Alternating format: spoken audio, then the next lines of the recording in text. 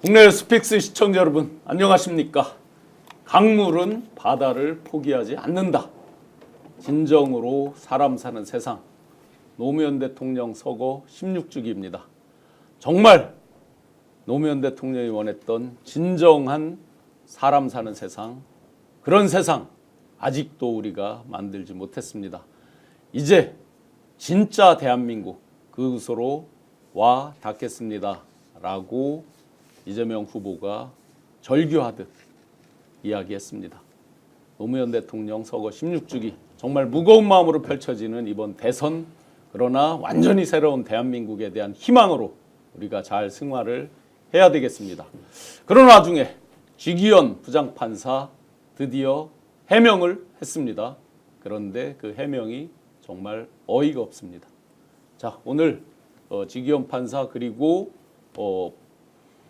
갑자기 검사들이 집단적으로 엑소더스 사표를 내면서 튀고 있습니다. 왜 그런 현상들이 나타나는지, 또 샤넬백에 대한 거, 또 선거 우리 현장, 선거운동 현장에서 맹렬히 뛰고 있는 분들의 생생한 선거운동 현장 이야기까지 함께 다뤄보겠습니다. 오늘 귀한 손님 한 분 모셨습니다. 박완희 민주당 전국 기초 시의원협의회 기초의원협의회 회장님, 대표님 나오셨습니다. 네, 반갑습니다. 네, 소개 한번 하시죠. 본인 소개. 저는 지금 청주 시의원으로 활동하고 있고요. 전반기 때 우리 더불어민주당에 한 1,370명 정도의 기초의원들이 있는데 기초의원을 이제 대표로 2년간 활동을 했습니다. 예, 만나 뵙게 돼서 반갑습니다. 네, 변함없이 임세은 민생경제소장님, 민생경제연구소 소장님. 네, 선거 때까지는 민주당 선대위 대변인 임세은입니다. 네. 반갑습니다. 네. 잘 대변하고 계시죠? 네, 그럼요. 네. 우리 탄탄TV 김종국 박사님, 네, 선대에서 뭐 맡고 계셔요? 언론특보. 언론특보. 네네, 안녕하세요. 네. 김종욱입니다. 이제 뭐 오늘은 좀 저한테는 좀 남다른 게, 제가 노무현 정부에서 노무현 전 대통령을 모셨었고, 또 퇴임 후에 봉화마을에 내려가서 같이 점심 식사도 하면서, 그때 노무현 전 대통령께서 말씀하셨던 게, 퇴임해서 퇴임을 했지만 정권을 넘겨줘서 너무나 미안하다 그러시면서 내 불찰이다 이런 말씀을 하셨고, 그렇다고 하더라도 그것이 민주주의의 룰이다. 그래서 나는 퇴임 이후에 민주주의에 대해서 새로운 방식으로 많은 고민을 하겠다 이렇게 말씀하셨는데, 그 뒤에 얼마 안 있다가 그런 걸 그래서 다시 한번 그런 꿈들을 좀 이재명 후보가 꼭 만들어 실현해냈으면 좋겠다 이런 생각을 하게 됩니다. 봉화마을에 가서 계셨어야 되는데 이 스픽스 방송 때문에 죄송합니다. 아닙니다. 지금 말씀해 주셨듯이 노무현 대통령께서 다 내 책임이다, 메아culpa를 늘 그렇게 말씀을 하셨죠. 그런데 이 무도한 자들은 단 한 번도 자기 탓을, 자기 때문에 국민들이 불편했다, 힘들었다, 자기 탓이다 이런 게 없어요. 지금까지 보면. 정말 그 황당한 속에서 펼쳐지는 대선인데요. 쥐기현 부장판사 이렇게 말을 했습니다. 후배들 만나서 저녁 사주고 주점에 갔다. 그런데 술은 먹지 않았다. 어떻게 보셨습니까? 또 소환되는 장면이 있죠. 그분 가수께는 죄송하지만 술은 먹었지만 음주운전 아니다. 가 이제 소환이 되죠. 또 하나 소환되는 것은 불법 비상계엄은 했지만 계몽을 위해서 한 것이다. 또 연결이 되고요. 이분이 많은 여지를 남겨주셨어요. 일단 저는 첫 번째 잘못을 지적할 수밖에 없는 게 판사잖아요.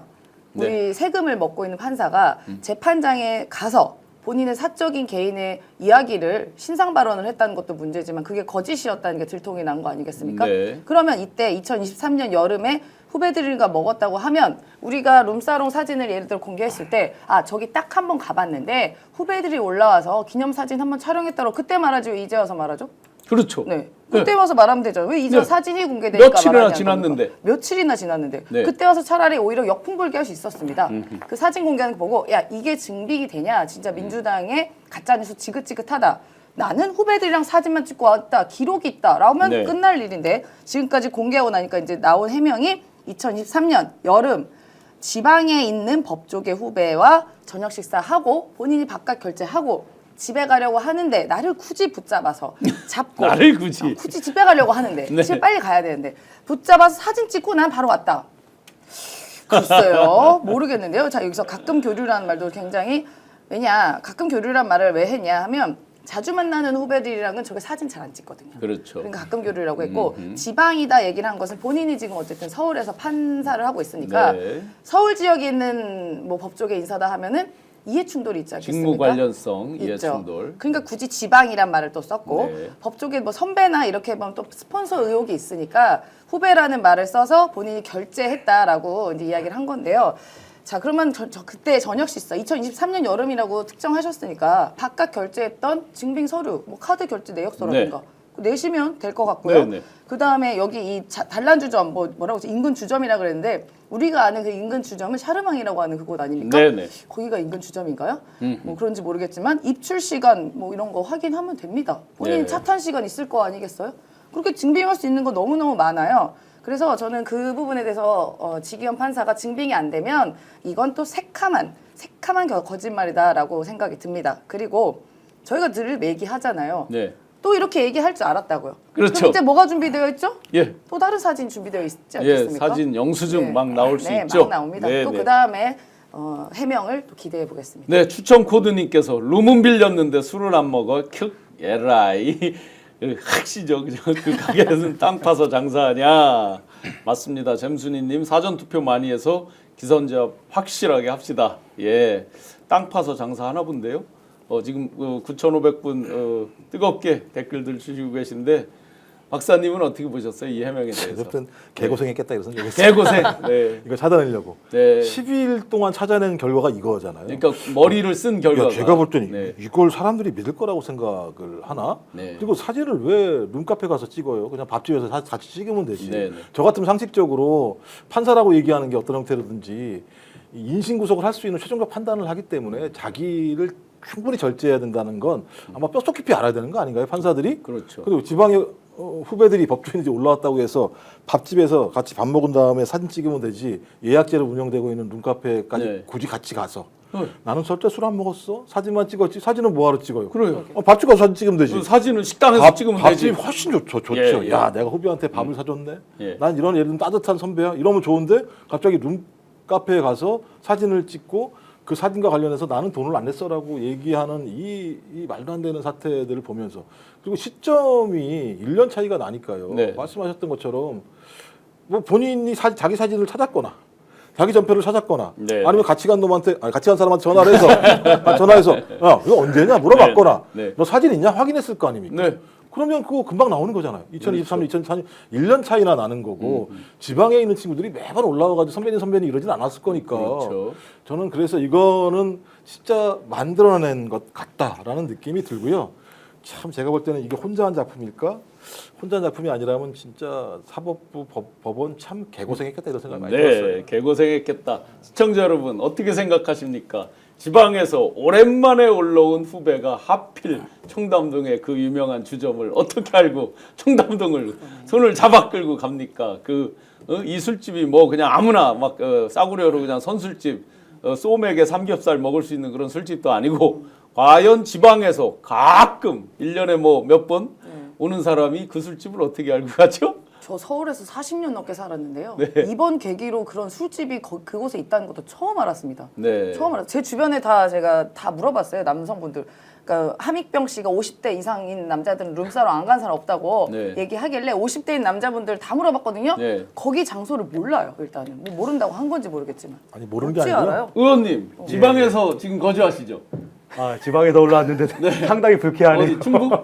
네, 충북 청주에서 왔는데요. 예, 전체 그 협의회장 할 때 전국 많이 다니셨잖아요. 네. 그럼 가끔 가서 예를 들어 서울 올라오셨을 때 의원님이 술집 잡아서 접대합니까? 아유, 서울지를 잘 몰라가지고 대부분 이제 지역의 의원님들이 안내해 주시는 식당 뭐 이런 데 가서 저녁을 먹거나 그렇죠. 하는데 서울에 계신 분이 기본적으로 잡죠. 아이 그럼요. 예. 그래서 뭐 지금 보니까 이게 또 뭐 1인당 100만 원 이상이냐 아니냐 가지고 또 n분의 1 가지고 또 논란이 될 것 같은데 아마 그런 식으로 몰고 가겠죠. 결국은 이 법꾸라지들 법을 피해갈 수 있는 그런 방법들을 또 찾고 있는 것 같아서 안쓰럽게 짝이 없습니다. 네. 이에 대해서 민주당 뭐라고 어떤 뭐 다시 반박하거나 한 게 있습니까? 어떻습니까? 아직까지는 이것에 대해서 굳이 반박은 하고는 있지는 않고요. 네. 근데 저는 개인 차원에서 선대위 차원이 아니라 네네. 말씀드리고 싶은 것은 지기현 판사님께서 지금 본인이 말씀하신 해명에 대해서 정말 자신 있고 맞다고 생각한다면요, 거십시오. 본인의 법복 거십시오. 네. 그리고 본인의 변호사 자격증까지 거십시오. 제가 그러면 그 해명 이해해 드릴 것 같고요. 그쪽 사람들은 네. 주로 오른손에 손을 잘 손을 잘 걸던데. 걸죠. 네, 손가락 걸고 뭐 네. 이렇게 하던데, 네, 본인 입으시는 법복을 저는 거셨으면 좋겠고요. 아니, 그리고 문제가 이게 법복을 안 걸라고 이렇게 하고 있는데 아, 법복을 걸라고 그래요. 그럼 넌 뭘 거냐, 뭐 이렇게 물어보시려나? 그리고 또 하나는 그 이분께서 잠시 들렀다 네. 그 주점을, 만약 이 말이 사실은 후배들이 굳이 가려는 분, 아 형님 여기 내가 좋은 데가 있습니다. 네. 사진 한번 기념 촬영하고 가시죠.라고 해서 찍고 갔다면, 제가 아까 말씀드린 것처럼 뭐 택시 기록이나 네. 차 기록도 있지만요, 기지국. 네네. 기지국 거기다 핸드폰 켜진 기지국이 옮겨 다니는 거 네네. 있을 거 아닙니까? 그렇죠. 그것도 충분히 조회할 수 있어요. 네. 그래서 소위 말하는 우리 그러니까 기지국 얘기가 나오니까 우리 시민분들은 이런 얘기 하더라고요. 귀지국이다. 네, 귀지국 까기를 바랍니다. 네. 네. 정말 그렇습니다. 그런데 또 여기서 하나 허점이 또 있어요. 분명히 본인이 밥을 사주고 주점을 들러서 찍은 사진이라고 그랬거든요. 그러면 이 청담동 그 일대에 보면 그 지금 이 주점 제가 위치를 정확히 아니까 거기 조금 못 미쳐서, 그러니까 학동사거리 청담사거리 가다 여기 좀 못 미쳐서 오른쪽에 가면 최고급 중식당이 있어요. 또 지나서 가면 최고급 한식당이 있어요. 지나서 왼쪽에 최고급 고깃집이 있어요. 아마 그런 종류에서 먹었겠죠, 기본적으로. 비용도 꽤 나왔을 겁니다. 자, 밥을 사주고라 그랬어요, 분명히. 밥 사준 영수증이 있을 거 아니에요, 본인이. 근데 뭐 본인 말에 의하면 제출했다는 거잖아요. 지금 네, 뭔가를 냈다는 거예요. 뭔가를. 뭔지는 몰라요. 그럼 윤리감사실에서 그거 공개하면 되지 않나요? 네네. 밥 사준 거잖아요. 밥 사줬다 밥 산 거 그러면 아무런 문제가 없잖아요. 그렇게도 얼마나 아마 이게 이 동네 쪽에서 먹었다고 보면 강남에서 10만 원은 넘었을 거예요. 세 사람 먹었으면. 저 얼마나 아름다운 모습입니까? 네. 지방에서 올라온 후배 법조인을 네. 위해서 선배 법조인으로서 강남의 비싼 집에 가서 저녁을 대접을 하고, 본인은 술을 별로 안 좋아해서 가서 룸카페 가서 사진만 살짝 찍어주고 나온 네. 이 아름다운 모습을 갖다가 국민한테 계속 밝혀야죠. 그리고 예를 들면 윤리감사실 같은 경우도 마찬가지로, 야, 이런 좋은 판사가 있네. 자, 제가 미담으로? 깔게 이렇게 했네, 이렇게 얘기하면 되는 거지 않겠습니까? 줄을 서야 되겠는데요, 변호사분들. 밥을 잘 사준다잖아요. 밥 잘 사주는 네, 뭐 멋진 선배네요. 네, 후배님들 줄을 많이 서야 되겠는데요. 아니, 그리고 저는 이걸 지금 선거를 얼마 앞두고 해명이라고 내놓는 걸 보면 전 좀 이해가 안 돼요. 그러니까 제가 볼 때는 끊임없이 이 사법부가 정치에 개입하려고 했던 것들이 거의 DNA 속살 같다는 네. 느낌이 들 정도의 상황입니다. 이걸 들으면 국민들이, 야, 그럴 수 있겠네요 생각할까요? 상식적으로? 저는 이해가 안 되거든요. 이해가 안 되는 얘기들을 내놨다라고 얘기하는 걸, 이걸 또 이슈화시켜서 정치적으로 활용하려고 하는, 이런 예를 들면 매우 법꾸라지 같은 행태들을 보이는 걸 보면서 여전히 이 사법부가 선거에 개입하려고 하는 의도를 계속 보이고 있구나. 이미 활용이 되고 있어요. 선거 그러니까요. 개입처럼. 지기현 부장 해명 민주당 큰일 났다. 이재명 난리 났다. 뭐 막 제목 굉장히 많이 올라와 있어요, 이미.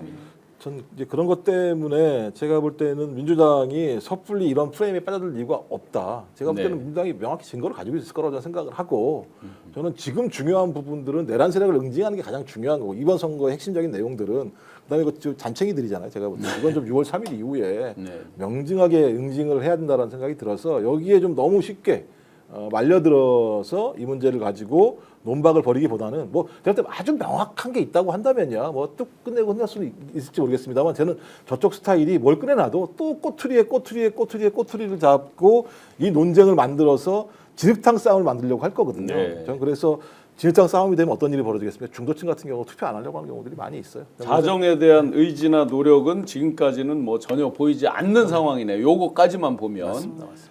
실제 지역 현장에 많이 다니시잖아요. 밑바닥에서 이런 지금 지기현 부장이나 이런 논쟁에 대해서 어떤 반응들이 있던가요? 지역민들이나 현장에 있는 분들이. 그러니까 너무 이제 이런 상황들이 자꾸 이제 반복되고, 특히 이제 법을 이제 심판하고 정의하시는 양반들이 이렇게 나오니까, 사실은 그 지도층이라고 하는 이런 분들에 대한 불신, 네. 이런 것들이 계속 쌓여가고 있어요. 특히 네. 이제 지난 이제 4월 4일에 5월 초에 대법원장 조희대 파기환송 이거부터 해가지고 사법에 대한 신뢰가 다 무너져 버려 있는 상태이고, 네, 네. 이런 일들까지 벌어지니까 아유 뭐 사법부도 믿지 못하겠다 뭐 이런 어떤 불신들 계속 해와가는 것 같습니다. 네, 통통발님께서 마담 양심 선언이라고 이렇게 적어주셨는데 아니 실제 새날에서 뭐 소위 마담이 뭐 세 분도 있는데 그 중에 뭐 양심 선언 한다는 분이 있다는 식으로 이제 보도를 봤거든요.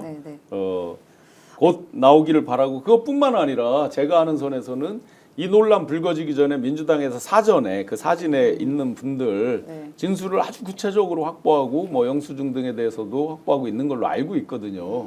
물론 주기현 부장은 이제 그런 부분에 대해서 자기가 이렇게 눌러서 갈 수 있다. 아마 맨 처음에 예고편 그 스포하듯이 사람 없는 그 방의 사진을 오픈했잖아요. 그때도 아마 이 사람은 아유 자기들이 감히 공개하겠어 뭐 이런 생각을 하지 않았을까. 그렇죠. 네. 그러니까 그 동안에 뭐 99만 원 불기소 세트 등등 비롯해서 이런 사법의 높은 곳에 계셨던 분들이 이런 식으로 막 피해가고 뭉갰던 일이 가능했거든요. 그래서 이번에도 당연히 그걸 할 수 있을 거다, 가능했을 거라고 생각하지만 이번에는 사안이 좀 다릅니다. 지금 더 나아가서는 봉지유 기자 같은 경우에도 좀 더 내밀하게 제보를 받고 좀 취재를 하고 있다고 듣고 있고요. 그리고 뭐 교수님도 아시는 것들도 분명히 있으시고 등등 여러 곳에서 구체적인 제보들이 계속 있고 뭐 증거는 저희가 어디까지인지는 뭐 말씀드리기 어렵지만 이런 상황을 몰랐겠습니까? 지기현 판사는 분명히 이런 식의 변명을 할 거라고 분명히 예상을 했었습니다. 처음부터 예상을 했잖아요. 처음부터 예상했습니다. 저희가. 가기만 했다. 사진만 찍었다라고 분명히 예상을 했기 때문에 그 예상에 벗어나지 않는 반응이라고 생각이 들고요. 지기현 판사가 여러 가지로 다른 건 모르겠는데 제주 하나는 확실하게 있어요. 특정 장소를 핫스팟을 만듭니다. 그러네요. 이 샤르망이라는 곳을 삼겹살 맛집으로 만들지 않았습니까? 그래요. 맞아요. 사진 박수영 의원 지금 고발당했죠. 그 삼겹살 맛집으로 만들더니만 이제는 이 곳을 또 이제 인생 네컷으로 만들었습니다. 젊은 친구들이 찍는 인생 네컷 사진 있거든요. 네컷 사진만 딱 찍고 나오는 곳.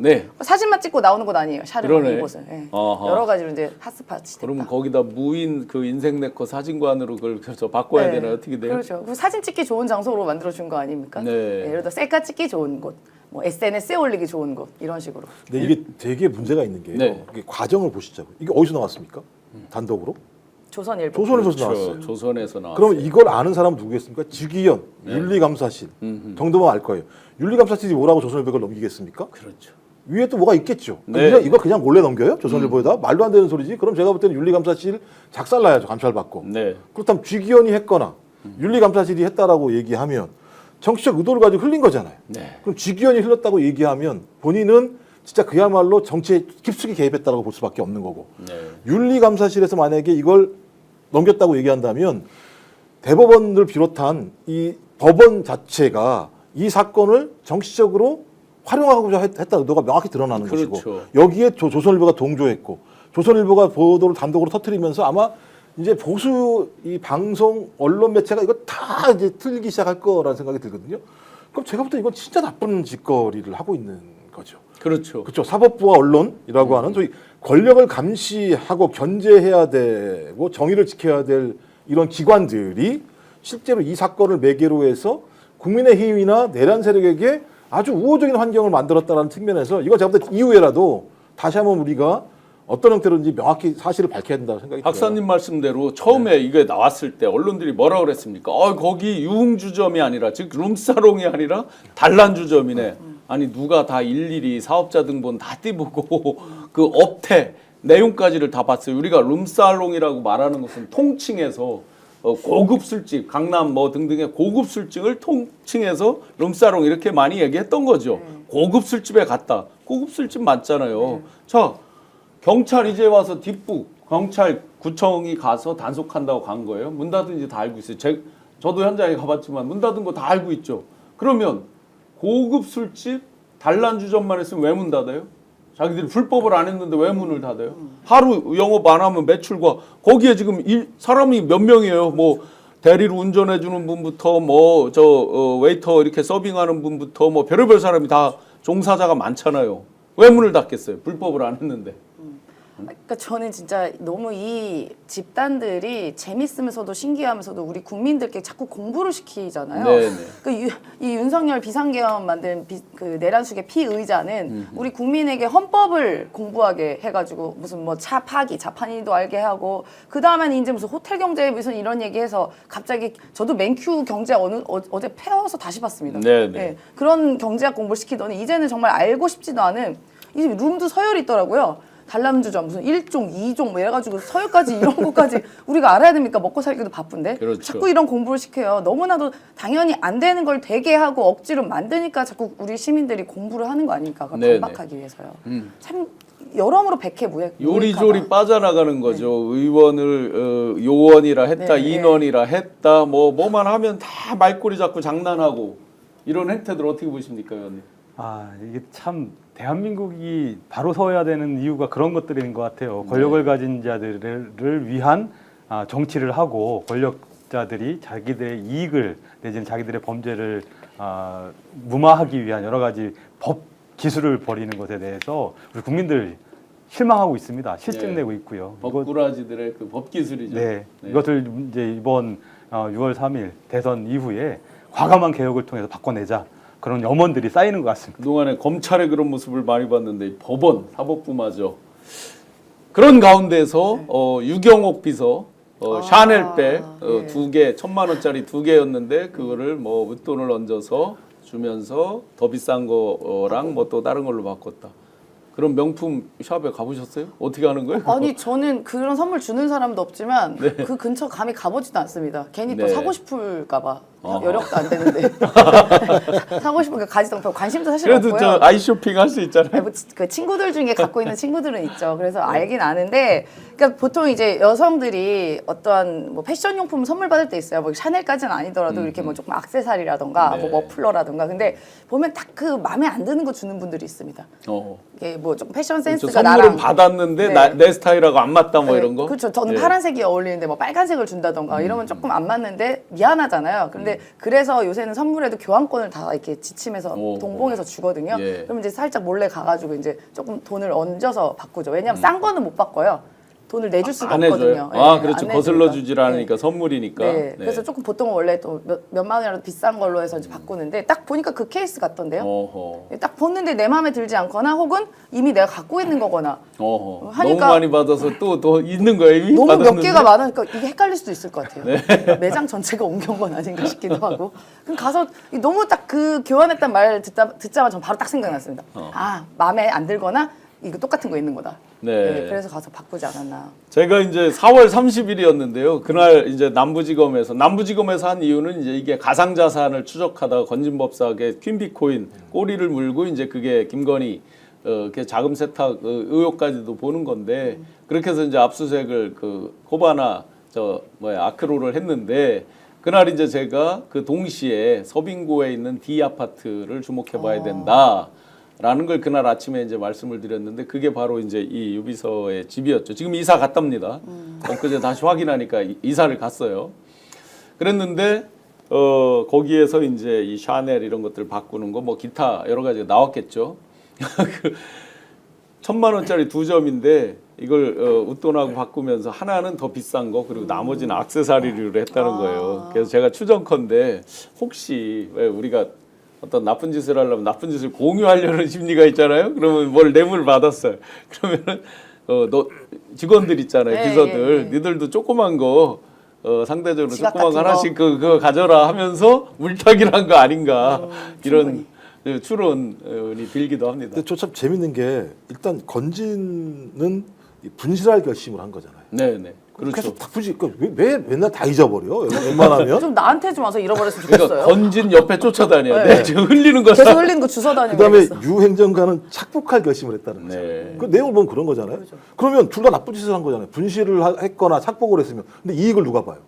김건희가 이익을 봐요. 그러네요. 희한한 구조죠. 네, 그러니까 내가 분실할 결심을 하게 되면 6천 플러스 1,000만 원, 7천만 원이잖아요. 네. 그 갚아내려면 1억 4천이 필요한 상황이 되는 거고. 네. 그다음에 이 유행장관도 300만 원 저게 플러스 해가지고 착복을 해버린 거니까 1,000만 원짜리를 1,400만 원짜리 만들었다는 거잖아요. 네. 그러면 둘 다 이익을 본 건데 실제로 따지고 보면 그렇게 봐야 되는 건데 결론적으로는 누가 이익을 보느냐? 김건희가 이익을 보는 일이 벌어져요. 오, 정말 그러네요. 그럼 많은 사람이 생각할 때 이건 김건희를 위해서 하는 짓이라고 이해할 수밖에 없는 거죠. 네. 두 사람은 제가 볼 때 이 문제와 관련해서 궁극적으로 이 사실이 밝혀지게 되면 본인들은 다 문제가 될 사람들이거든요.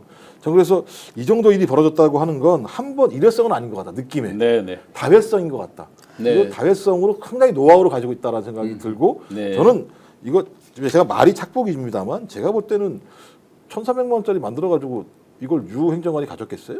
그렇죠. 그렇지 않겠죠. 네, 그러니까 결론적으로 보면 물건도 다 얻게 되는. 네. 그러니까 김건희는 죄도 사하고 어허. 물건도 얻게 되는 일이 어허. 벌어지는 상황이어서 진짜 제가 볼 때 비루한 집단들이다 이런 생각이 많이 들어요. 네, 새로운 세상 새로운 인물님 저 후원 감사드리고요. 지금 15,000분 뜨겁게 함께해주고 계신데요.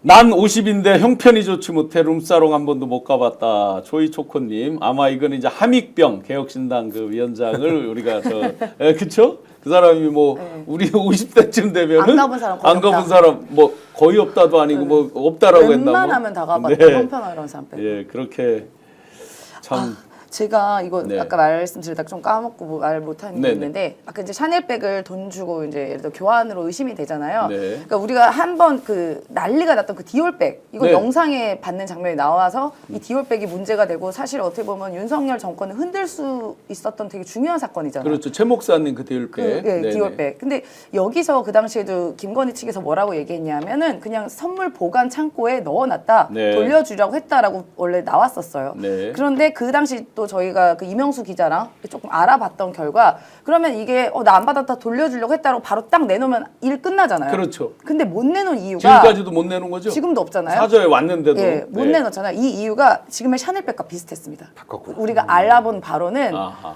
이 샤넬백이 좀 작아요. 예. 뭐 300만 정도 되는데 마음에 안 들었던지 아니면 다른 디올백이? 이유인지 예, 그 디올백이 예. 그래서 교환을 했다. 그래서 이미 그 받았던 디올백이 다른 데로 유통돼가지고 이제 찾을 수가 없는 거예요. 아하. 그래서 제출 못한다는 신빙성 있는 게 있었지만 우리가 증거를 제출 못해서 그리고 그때 말을 못했거든요. 저희가 잘 모르지만 명품은 1년 번호 있잖아요. 1년 번호 그러면 있어요. 이명수 기자나 그때 그분들이 이걸 찍어놨을 거 찍었어요. 아니에요. 명품이니까. 찍어놨었어요. 아, 가지고 예, 있어요? 예, 찍어놨어요. 그러니까 다른 거. 겉으로 보기에 똑같지만 다른 걸 내놓으면 1년 번호가 다를 거 아니냐고. 그렇죠. 그게. 예. 예, 그래서도 지금까지 그러고 보니까 그걸 까먹고 있었네. 네, 예. 사저로 왔으니까 내놔라. 줄 수 있죠. 예. 그동안은 맨날 그 입에 발린 듯이 한 말 있잖아요. 국가의 기밀 사항이라서 어쩌고 저쩌고 뭐 했는데 이제 그런 게 의미가 없죠. 근데 여기서 한 가지요, 의원님. 건진이 김건희한테 주질 않고 여비서한테 자기가 시켰다라고 했어요. 그러면 누군가가 김건희한테 주라고 한 걸 김건희한테 허락도 안 받고 자기 마음대로 이렇게 비서한테 해서 가서 뭐 바꾸든지 뭐 옷돈을 줬고 뭐 했다. 그러면 국가 서열로 그동안 우리가 실질적 서열로 V0라고 그랬단 말이에요. V1이 있고 V0라고 할 정도로 날렸는데 그 V0보다 더 위에 건진이 있는 거네요. 그러게요. 지금 뭐 여튼 이런 상황들 지켜보면서 윤석열 지난 이제 12월 3일 계엄하면서 왜 계엄을 했을까 막 이게 사람들 이야기하다 보면 결국은 김건희의 여러 가지 그 부패, 부정, 행위 이런 것들을 감추기 위한 것들 하나 들어가 있잖아요. 네. 그 연장선상에서 지금 계속 밝혀지고 있는데 그래서 여튼 이번 과정을 통해서 좀 빨리 좀 구속 처리가 돼야 되지 않을까 싶고요. 얼마 전에 그 부정선거 영화 보면서 그렇게 윤석열의 그 모습들을 보면서 국민들은 너무 자괴감을 느꼈어요, 솔직히. 네. 그래서 이런 이제 윤석열, 김건희가 이런 언론지상에 자꾸 나오지 않았으면 좋겠다. 네. 카라 0466님께서 디올백 하늘색 촌스러우니 교환한 게 맞을 듯. 원래 그때 최 목사께서 네. 그게 하늘색이었나 보죠? 약간 그 청자 색깔 같은 거. 아하. 예. 그래서 또 자기 스타일을 대로 또 그렇게. 여기 또 재밌네요. 디올백 당근한 거일 수도 당근 마켓에 아마. 이 얘기도 돌았습니다 한때. 그랬어요? 예. 그러면 일종의 이제 깡을 하는 거예요. 네, 깡이죠. 소위 깡을 하는 거래요. 네, 당근 네. 깡. 이제 사람 마음이 다 똑같은 것 같아요. 예. 여야가 다 마찬가지로 그 김근식 위원장 같은 경우는 윤석열 재구속해야 된다고 재구속 좀 제발 해주세요라 그랬죠. 박완희 의원님 같은 경우도 마찬가지로 빨리 좀 김건희 좀 구속해라라고 말씀하시니까 네네. 부부를 구속시키는 것이 민심입니다. 시대 정신이다. 근데 지금 한 명도 아직 구속이 6월 안 3일 날 됐고. 새로운 문이 열리기 시작할 겁니다. 네네. 문이 열리면 문이 열리면 아니 저희한테는 지옥문이 아니죠. 아니 그들에게 저쪽에겐 제가 볼 땐 지옥을 능가하는 네. 아마 큰 문이 열릴 거라고 생각이 들고요. 네. 그 문을 활짝 열려면 국민 여러분께서 엄청나게 많이 투표해 주시고 응징해 주시고 이러셔야 가능합니다. 어제 아침에 이제 제가 이 지금 통일교에서 선물로 준 거잖아요. 그래서 통일교에서는 자체적으로 그거를 이제 공금횡령이라고 해서 행령으로 막 고소고발했다 취하고 막 자기들끼리 또 한바탕 난리가 났었잖아요. 그래서 통일교회 그 총재 한학자 총재가 인천공항 나가다가 출금이 돼서 나가려고 진짜 공항까지 갔다가 못 갔다라는 거를 이제 누가 제보를 해줬었어요. 그래서 어제 아침에 뉴스공장에서 말을 했는데 이거 혹시 사실 아니면 어떡하지 했는데 어젯밤에 뉴스에 딱 나오는 거예요. 그게 이제 지금 이렇게 출금까지 해놓고 본격적으로 이제서야 보면 이제 검경 등등이 호떡집에 불나듯이 지금 이제 막 서로 경쟁적으로 이제 열을 올리고 있는. 그러니까 이제 세팅만 하는 거죠. 네. 그러니까 실제적으로는 명확한 증거를 보여주는 게 아니라 딱 풀 세팅하고 있다가 6월 3일 결과 보고 제가 볼 때는 속도전을 벌이겠죠. 검찰이나 경찰이나 마찬가지인데 아직도 본격적으로 하는 게 아니라 남부지검 열심히 하지 않습니까? 네. 자 그런 거 보면서 저 자들은 어떤 자들이지? 아니 그러니까 죄가 있으면 수사를 해서 기소를 해야 되는 역할인데 기소 편의적으로 권력이 눈치 보고 있다가 지금 권력이 넘어갈 것 같으니까 이제 다시 또 자 우리 다 준비했어 네. 이렇게 하면서 지금 출발하려고 하고 있는 상황을 보면서 저기는 진짜 없애야겠다. 네, 누구 말대로 바람에 눕는 갈대보다 더 빠른 속도로. 누웠네. 이미 불지도 않았는데. 네, 남부지검에서 속도를 내서 그런지 지금 중앙지검에 있는 검사들이 집단적으로 사표를 내고 있습니다. 누구는 속된 표현으로 빤스런이라고. 이창수 중앙지검장부터 어떻게 그 수장이 먼저 그걸 사표 내고 도망가는지 모르겠는데 도망간다는 표현이 맞겠죠, 무책임하게. 그거는 어떻게 보셨어요, 의원님은?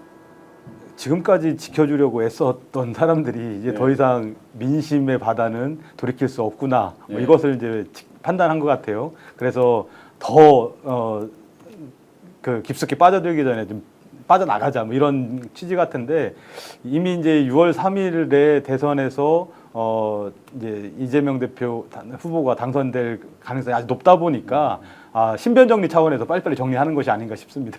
원래 지금 나가면 이제 퇴직금도 2억 5천만 원을 받는다면서요. 퇴직금이라고보다는 그거는 어떻게 보면 특별 위로금 비슷한 거던데요. 공무원 퇴직금하고는 좀 다르더라고요. 네, 뭐 명예퇴직 수당이라 그래가지고 네네. 2억 5천만 원이라고 있다 하는데 사실 그걸 사의를 표명해서 받으려고 했는데 어디 특정 단체에서 고발을 해서 그 부분에 대해서 좀 보류가 된 상황이다. 다행이네요, 그거는. 라고 합니다. 그래서 설마 2억 5천 때문에 그렇게 그것 때문은 그만뒀을까요? 아니죠. 네. 저는 그거보다는 본인이 그동안 저질렀던 불법적인 보복적인 수사 사실 드러나게 되고 특검이 진행된다면 전 빠져나갈 수가 없을 거라고 생각이 들거든요. 그래서 어제 보도 나온 거에 보면 검찰에서 기존 발표할 때는 그 도이치의 주범도 소환해서 조사했다는 식으로 발표를 했는데 어제 나온 거 보니까 소환한 적도 없는 거예요. 재판정에서 질문을 했다. 이걸 마치 소환한 것처럼 표현을 하고 이제서 이제 그런 비밀들이 막 터져 나오는데 그러면 그 검찰 내에서 이게 그동안 안 터져 나왔던 게 나오는 걸 보면 친윤 또는 친김 검사 대 친한 검사 이런 식의 대결 갈등 구조로 볼 수 있습니까? 저는 그런 구조도 있을 거라는 생각이 들긴 하는데 저는 그거 갖다 좀 친윤 구조라기보다는 또 다른 예를 들면 자기의 권력을 확보하기 위한 싸움들. 그러니까 남부지검이 이제 그걸 지금 치고 나갔다고 얘기하는 거고, 그다음에 친윤 그룹들 같은 경우는 남부지검에게 지금 주도권을 뺏기는 상황이 됐다는 거고, 이 얘기 뭐냐면 심우정이 지금 움직이지 못한다는 거 아니겠습니까? 그럼 심우정이 움직이지 못한다는 건 영을 내려도 아래서 작동하지 않는다라고 얘기하는 거고, 저는 이 상황에서 말씀하신 것처럼 친한도 마찬가지인데요. 한동훈이라는 사람이 6월 3일 이후에 국민의힘을 장악할 수 있다고 생각하십니까? 지금 이미 전당대회 운동하러 다니시더라고요. 대선 선거운동이 아니라. 아니 그러니까 제가 본인 선거. 네, 본인 선거. 검찰이 그걸 신뢰하겠습니까? 자기들은 다 계산을 해야 되는데 어느 떡이든 가지고 가려면 가장 핵심은 소위 정권을 가지고 있는 정부의 입장에 맞게 그런 작업들을 하려고 하는 것이 더 선행적인 모습들이겠죠. 그리고 자기들은 그걸 갖다가 매우 양심적이며 정의로운 양 포장을 하려고 하겠죠. 전 그렇다고 하더라도 그들이 지금 동안 3년 동안 검찰이 보여온 모습은 정의의 편이 아니라 권력의 편에서 어떤 자기들의 수사권과 기소권을 남용했기 때문에 저는 지금 이렇게 한다고 하더라도 저희가 그걸 봐줄 필요는 분명히 없다라는 생각이 들고요. 네. 사실 개인들의 이익을 위해서죠. 예를 들면 자기가 문제가 생기게 되면 3년 동안 변호사질을 못 하는데 내가 정관예우 내가 여기까지 올라온 이유가 그 나온 다음에 돈을 엄청 벌어야 되는데 수십억 아니면 수백억을 벌어야 되는데 이것 때문에 3년 동안 변호사 생활을 못하면 내 인생 쫑이야 라는 판단을 할 수도 있었을 것 같고 또 하나는 말씀하신 것처럼 빨리 나와야 소위 이후에 벌어질 문제와 관련해서 자기가 대비를 할 수도 있을 거라는 생각이 들고 그러니까 결론은 뭡니까? 다 자기 이익을 위해서 이런 행동을 했다라는 거죠. 그러니까 더 화가 나는 거예요. 자기들이 엄정하게 수사를 하고 평소에 그렇게 했으면 과연 이 내란까지 못 갔을 텐데 평소에 막 기소할 거 하고 했다 그러면 그렇게 됐을 리가 없죠. 그렇죠. 어느 정도 심리적 위압, 겁을 먹고 그런 짓을 못 했겠죠. 그런데 그렇지 않다 보니까 완전히 끈이 풀린 저기 마냥 본인들이 원하는 걸 다 하면서 급기야 12.3 내란까지 한 거 아니냔 말이에요. 그런 사람들이 자기의 어떤 미래의 밥줄 이런 걸 생각해서 전관예우 이런 걸 해서 자기 이익만을 위해서 지금 옷을 벗고 도망간다. 임꺽정님께서 전부 고발해서 묶어놓아야 합니다. 맞습니다. 맞습니다. 추천코드님 온 나라가 썩은 건 분명하다. 맞습니다. 미니님 빤스런 금지. 벌은 지옥까지 가더라도 받도록 하자. 예, 실제로 이들은 전관예우를 아예 못하도록 어떤 그런 특별한 법이 좀 있어야 될 것 같은 생각입니다. 범죄자한테 명예퇴직 수당이다. 화가 난다. 궁정에 뜰림. 그 자들을 좀 빤스로 묶어놓을까요? 케이블 타이로 빤스로는 못하게. 케이블 타이로 좀 묶어놔야 되나요? 그러네요. 런을 할수록 더 창피만 당하게. 그렇죠. 뭐가 드러나죠. 그렇게 되면. 박선원 의원님 방에 케이블 타이 많다 그랬거든요. 언제 좀 그거 케이블 타이 저 가지러 가야 되겠네요. 네. 아니 이자들이 얼마나 꼼꼼하게 이렇게 준비를 했냐면요. 이게 국가공무원법상 그 명예퇴직 수당 같은 경우 20년 이상이고 그 정년퇴직일 최소한 1년 전에 사퇴하면 이게 수당을 받을 수가 있는데 근데 법에는 수사기관의 비리조사 또는 수사 중인 사람은 대상이 제외된다는 법이 있어요. 그런데 24일에 인사혁신처가 개정령을 입법 예고했습니다. 정부 입법을 한 거예요. 정부 입법에서 이 수당에 대해서 추후에 무혐의가 되고 이런 사건들은 수당 줄 수 있게 돼 있다로 정부 입법을 예고했습니다. 최근에 바꾼 거예요, 그러면? 24일에. 네. 지난달 24일에. 령으로 바꾼 거죠? 지난달 24일에. 네. 그렇게 해서 입법 예고, 개정령을 입법 예고를 해놨다는 거예요. 령을. 그러니까 얼마나 꼼꼼한 거예요, 이 사람. 해먹는 데는 아주 그냥 뭐 디테일에 아주 강하죠. 아주 그러면 저희도 또 더 디테일에 강하게 법으로 우리는 묶어놔야 되겠네. 그렇죠. 못 주게. 여기엔 또는 박성재 법무부 장관도 아마 어떻게 되는지 한번 확인해 봐야겠네. 아는지 모르는지. 이게 그냥 했겠습니까? 이거 갖다가 자기들 마음대로? 지금 갑자기 생각이 났어요. 그러고 보니까 사표 낸 거를 일주일 이상 감추다가 터져 나왔잖아요. 바로 사표 낸 다음에 바로 뉴스가 나온 게 아니고 그거 들켜서 고소고발 당할까 봐 숨겼던 거네. 그러니까요. 그죠? 왜냐하면 이 개정령이 입법 예고가 되어 있는데 국무회의에 통과가 되면 그러니까 다음 달 2일, 6월 2일자로 효력이 발생을 한대요. 근데 이제 중간에 이제 고발 조치를 해놔가지고 지금 약간 보류가 돼 있는 상태긴 한데. 령이라는 건 어차피 대통령령이니까 또 새 정권 들어서 바꾸면 되는 건데 괘씸하잖아요. 진짜 괘씸하죠. 6월 3일이면 새로운 세상이 생기는데 펼쳐지는데 6월 2일 날 하루 전에 그걸 바꾼다. 효력되게만 해놨는 거죠. 그러니까 지금 다시 생각해 보니까 자기 사표 낸 거 들키면 시민단체 등등해서 고소고발할 거 그것도 숨기고 그 사이에 이런 법령도 바꾸고 아주 꼼꼼해요. 디테일에 해먹는 건 정말 잘해 먹어요. 얼마나 많은 인간들이 여기에 연루가 돼 있으면 한 명을 싸지 않았을 것 같고 내 느낌에. 그러니까 윤석열 정부에서 문제가 걸릴 만한 모든 사람들의 민원을 갖다가 단박에 해결해 준 거죠. 따지고 보면. 이게 그대로 간다면. 근데 제가 볼 땐 저거는 말씀하신 것처럼 말도 안 되는 소리인 거죠. 정권이 그대로 유지가 돼야지 가능한 거지. 정권이 바뀌면 아무것도 아닌 상황이 돼버릴 건데. 그러니까 참 돈 문제, 자기 이익 문제는 진짜 민감한 인간들이에요. 제가 볼 때 요만한 인간들이에요. 쪼잔한 인간들 진짜. 정의란 상식, 가치 이런 거는 전혀 고민하지 않은 인간들. 이런 와중에 이제 그동안 요 며칠 전부터 윤석열, 박성재라든지 뭐 윤석열 누구 해서 쭉 통화한 게 내란 그 직후에 통화한 것들이 많이 오픈이 됐죠. 그래서 처음에는 모든 게 다 조사가 끝났나 하고 봤더니 그건 일반 폰이었더라고요. 일반 폰. 그래서 이제 제가 그저께 밤에 쭉 체크를 해보니까 다행히 비화폰 서버 그리고 CCTV 체포 당시 것뿐만 아니라 전체가 다 제출이 됐다는 걸 확인을 하고 어제 아침 방송에서 이제 이야기를 했는데 오늘 경찰에서 비아폰 서버 다 확보해서 지금 조사하고 있다는 걸 공식적으로 이제 발표를 하더라고요. 아마 국수본에서 이제 지금 조사를 하고 있겠죠. 다행히, 정말 다행이죠. 그런데 제가 이제 여기서 기대하는 게 있어요. 뭐 당장 이게 수사 결과가 발표는 안 나오겠지만 비아폰 이게 서버를 오픈하게 되면 깜짝 놀랄 사람들과 통화한 내용이 나올 거예요. 우리가 상상을 초월하는. 뭐 머릿속에 벌써 그려지고 계실 거예요. 많은 권력기관의 핵심들, 또 뭐 법원도 마찬가지겠죠. 예를 들어서 알 수가 없죠. 우리가 비아폰을 뭐 1200대 이상 지급했다면서요. 그러면 1200명일 거 아니에요. 그러면 한 사람이 2개씩 써도 600명이고 그러면 그 가운데는 그걸 뭐 우리 뭐 하위 직급자 이런 사람한테 주는 건 아닐 거 아니에요. 그렇죠? 그러면 한덕수 총리는 과연 그러면 비아폰이 있었을까 없었을까 등등부터 시작해서 수도 없는 의구심이 있잖아요. 그래서 이 비아폰 서버가 오픈될 때 정말 온 나라가 디비질 거다. 곧 그런 날이 오기를 바란다. 라는 생각이 듭니다. 그러니까 이 문제가 제가 가장 핵심적인 실체인 것 같아요. 왜냐하면 안 밝혀진 게 너무 많아요. 그러니까 지금 빙산의 일각이라고 위에만 딱 나온 거고 1200명 정도면 이 아래에 엄청나게 많이 있는 건데 일단 기본적으로 지금 드러나는 게 어떤 거냐? 그러니까 윤건희와 군 장성 이 정도밖에 실제로 드러난 게 없는 상황인 거죠.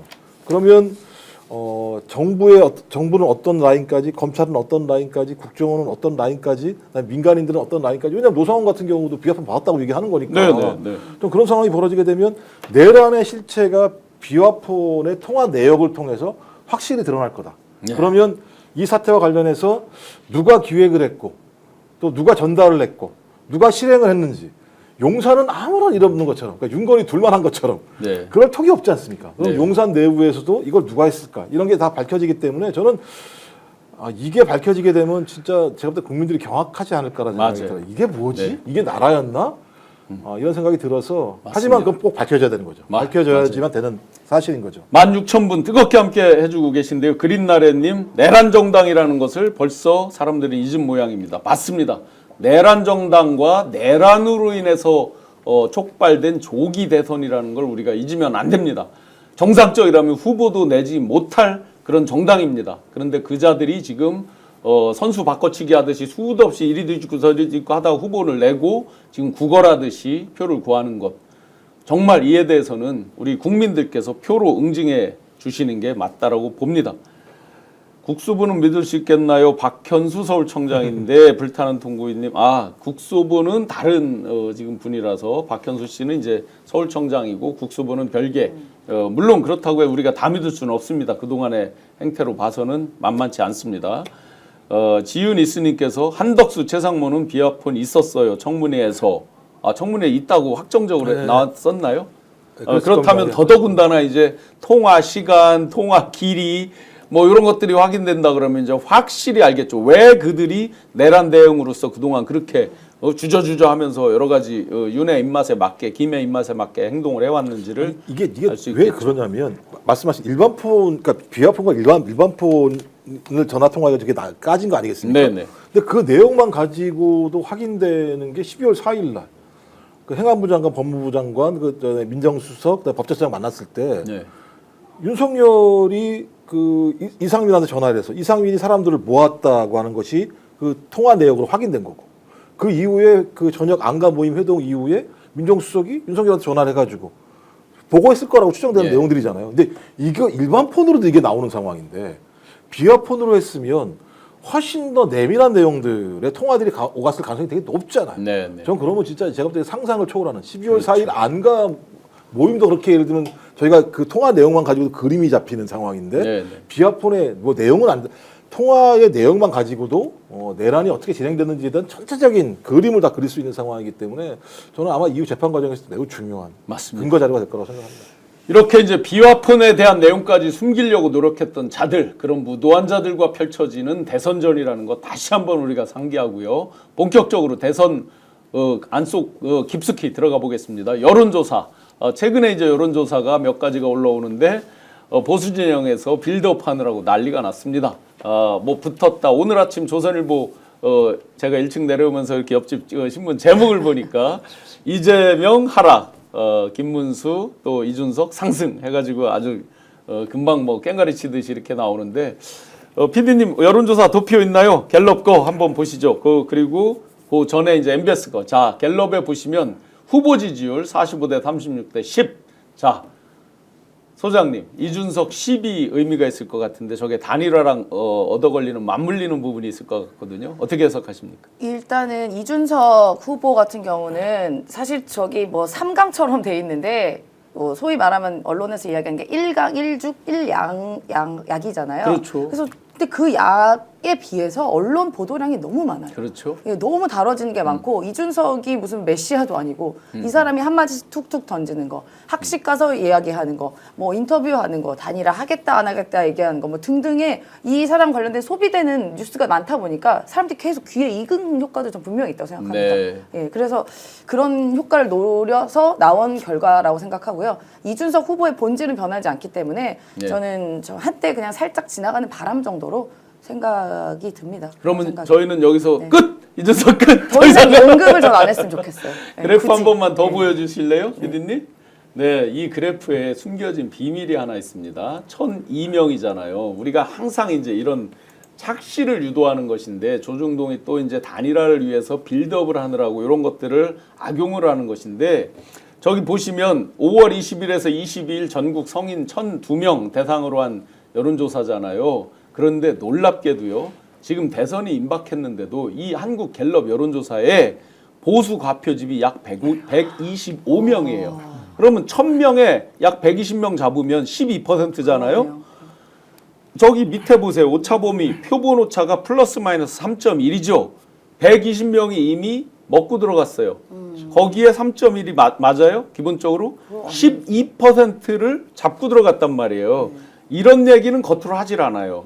그건 일반 우리 시민들께서는 결과 발표된 거 몇 퍼센트 차이야 이렇게 보는 거잖아요. 그런데 그래서 제가 항상 저 질문과 결과를 항상 보거든요. 결과표를 중앙 선거 여론조사 심의위원회 들어가시면 그게 오픈이 돼 있습니다. 저렇게 언론에 나오고 하루 지나고 이틀 지나면 이게 올라오거든요. 거길 보면 이제까지 거의 다 보수 과표집인데 최근에도 좁혀져봤자 보수 과표집이 약 80명 수준이에요. 특히 ARS 전화 같은 경우는 과표집이 아주 높습니다. 이유가 있습니다. 조사 시간대를 대부분 오전 11시에서 저녁 7시 요 사이에 많이 하는 거예요. 직장에서 일하면서 어디 지원 유세하면서 여론조사 받아본 적 있어요? 답변 해본 적 있어요? 이걸 눌러야 되는데 해본 적 있어요? 막 사람들이 인사하다가 하고 뭐 율동하다가 하고 가장 그 사회에서 일을 열심히 하고 있는 네네. 사람들이 가장 바쁜 시간이죠. 그렇죠. 대부분이. 그리고 여론조사를 공정하게 하려면 평일과 주말. 토요일, 주말을 섞어서 해야 되는 거죠, 원래는. 근데 대부분 지금 그러지 않고 있거든요. 아마 제가 미국 규정은 잘 모르지만 120명씩 표본 차이가 나면 발표 금지 아닌가 몰라요. 아니 그리고 이제 그 갤럽 조사가 지난주에 보면 그 진보와 보수의 격차가 5명이었어요. 네. 말씀하신 오늘은 100 몇 명 차이가 난 거예요. 네, 그러니까 어찌 보면 저번과 이번 이 두 가지는 튀는 조사라고 볼 수도 있는 거예요. 네네. 오히려 그 이전. 근데 네. 그 이전을 살 수가 없는 게 갤럽이 하필이면 4월 달 3, 4주를 쉬어버렸어요. 발표를 하지 않았어요. 그러니까 이제 5월 달 1, 2주를 갖다가. 네. 그러니까 3, 4주가 나온 거고 그 전까지 보면 훅 튀었다가 다시 수렴이 되는 현상인데 제가 볼 때는 말씀하셨던 것처럼 지금 상황 자체들은 오히려 MBC M이라고 하는데 보면 네네. 전체 여론조사를 가져와 가지고 네. 트렌드별로 해가지고 시점을 평균치를 잡은 건데 한 11% 정도가 차이가 난다고 나와요. 그러니까 네네. 이재명 후보와 김문수 후보의 격차를 한 11% 정도로 보는 게 하나의 추세이기 때문에 지금 많은 분들은 한 11% 정도로 생각하시면 된다. 근데 이제 문제는 여론조사 꼭 같은 경우는 더 차이가 나죠. 네, 15에서 20% 정도 차이가 나기 때문에 그 어중간에 전 있을 거라는 생각이 들고 또 하나의 변수는 계속 이제 이준석 말씀하지 말라 그래가지고 단일화 문제 같은 경우도 마찬가지입니다만 김문수로의 단일화건 네네. 그다음에 이준석으로의 단일화건 효과는 없다. 네. 근데 그 효과가 없는데 더 안 좋은 효과는 이준석이다. 네. 이렇게만 아시면 되고요. 그러니까 그러면- 이준석은 제가 볼 때 몸값 올리려고 지금 하는 거예요. 단일화. 오늘 여기서 이준석은 끝 하겠습니다. 지금 제가 강조드려서 여론조사를 보여드린 거는 그렇게 보수 과표집 이런 것들이 많으니까 현혹되지 말라라는 말씀이고요. 마지막으로 오늘 2시에 지금 노무현 대통령 16주기 추도식을 저희가 연결해서 방송을 하기로 해서 마지막으로 박완희 의원님 이색 선거운동 현장에서 하고 계신다는데 그거 소개해드리고 마무리하겠습니다. 여튼 이제 저희가 이제 충북에서 이제 더불어민주당 충북도당 선대위에서 새벽에 새벽을 여는 사람들을 찾아가는 선거운동들을 하고 있어요. 그럼 새벽이랑 몇 시를 말해요? 새벽 4시, 새벽 4시, 5시. 그래서 벌써 이제 오늘이 5일차예요. 예. 그래서 오늘은 농수산물시장 경매를 새벽에 하잖아요. 그런 현장을 좀 찾아가기도 하고, 네네. 이제 시내버스 차고지에서 저런 식으로 이제 첫 출근하는 버스들 이렇게 인사들을 네. 하기도 하고, 다양한 방식으로 이제 새벽을 여는 시민들을 만나면서 간절한 마음으로 뭐 이번 선거에 대해서 꼭 좀 6월 3일 민주당의 승리를 위해서 함께 힘을 모아달라고 하는 호소를 하고 있습니다. 그래서 많은 분들이 함께 동참해 주시고 있고 찾아가면 반응이 상당히 좋습니다. 네, 이렇게 새벽을 깨우면서 직접 간절한 마음을 현장에 전달하는 이런 것들 아마 다른 지역에서도 많이 해보면 더 간절함으로 압도적 승리에 기여를 할 것 같습니다. 오늘 노무현 대통령 16주기 추모로 아마 선대본에서도 공지가 나갔을 겁니다. 오늘은 율동을 금지하고 경건한 마음으로 또 무거운 마음으로 함께 해주시기를 당부하는 글이 나간 걸로 알고 있습니다. 자, 그러면 2시 지금 됐으니까 노무현 대통령 추도식 연결하기로 하고 오늘 긴급 편성도 오늘은 구호나 이런 거 없이 추도하는 마음으로 마무리를 하겠습니다. 강물은 결코 바다를 포기하지 않는다. 고맙습니다. 고맙습니다. 좋습니다. 오늘 방송 어떠셨습니까? 마음에 들었다면 구독, 좋아요로 스픽스를 응원해 주십시오. 여러분들의 구독, 좋아요는 가장 큰 힘이 됩니다. 스픽 구독, 좋아요.